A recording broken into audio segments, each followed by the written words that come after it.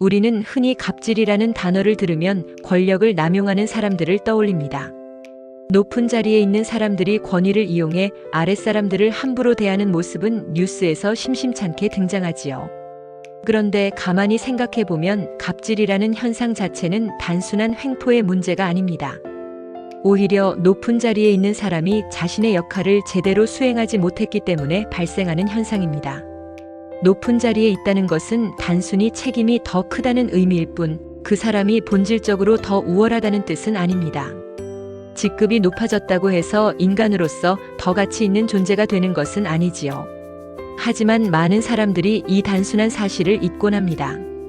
그리고 자신의 지위를 특권으로 여기면서 본래의 역할을 망각합니다. 사실 갑이 갑으로서의 역할을 못하는 이유는 나쁜 사람이어서가 아니라 지금의 자리에 처음 올랐기 때문에 무엇을 어떻게 해야 할지 자신도 몰라서 생긴 문제라고 할 수 있습니다. 이러한 경우 갑은 역할을 배우는 자세로 임해야 하는데 배우려 하지 않고 권력을 행사하려는 데서 문제가 생깁니다. 높은 자리에 있는 것은 권한을 행사하는 것이 아니라 조직과 구성원들이 올바른 길을 갈 수 있도록 돕는 역할을 맡은 것입니다. 따라서 갑이 이러한 이치를 이해하는 것이야말로 갑질을 근본적으로 해결하는 유일한 방법이라고 생각합니다. 우리는 여기서 이런 질문을 던질 수 있습니다. 나는 내 자리에서 제대로 역할을 수행하고 있는가? 이 질문은 단순히 높은 직급에 있는 사람들에게만 해당되는 것이 아닙니다. 사실 우리는 각자의 삶에서 다양한 역할을 맡고 있습니다. 부모로서, 친구로서 혹은 직장에서의 한 구성원으로서 말입니다. 만약 우리가 맡은 역할을 제대로 수행하지 않는다면 그것 또한 일종의 갑질이 될 수 있습니다. 예를 들어 부모가 자녀에게 무조건적인 복종을 요구하면서도 본인은 모범을 보이지 않는다면 그것은 가족 내에서의 갑질이 될 수 있습니다. 우리는 최고의 영향력을 가진 사람, 즉 인플루언서가 될 수 있습니다.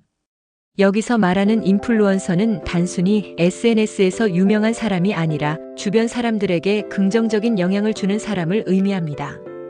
높은 자리에 있든 평범한 위치에 있든 우리의 태도와 행동이 주변 사람들에게 어떤 영향을 미치는지를 인식하는 순간 우리는 자연스럽게 더 나은 방향으로 나아갈 수 있습니다.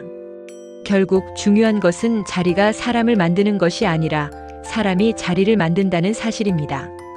아무리 높은 위치에 있어도 자신의 역할을 다하지 못한다면 존경받을 수 없고 반대로 낮은 위치에 있더라도 책임감을 다한다면 주변 사람들에게 인정받을 수 있습니다.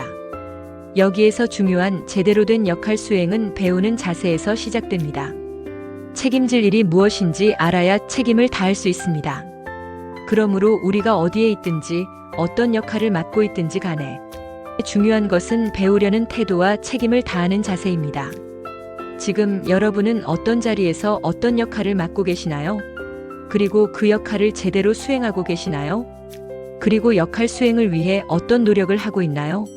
이 질문에 대한 답을 찾는 과정에서 우리는 자연스럽게 더 나은 사람이 되어갈 것입니다.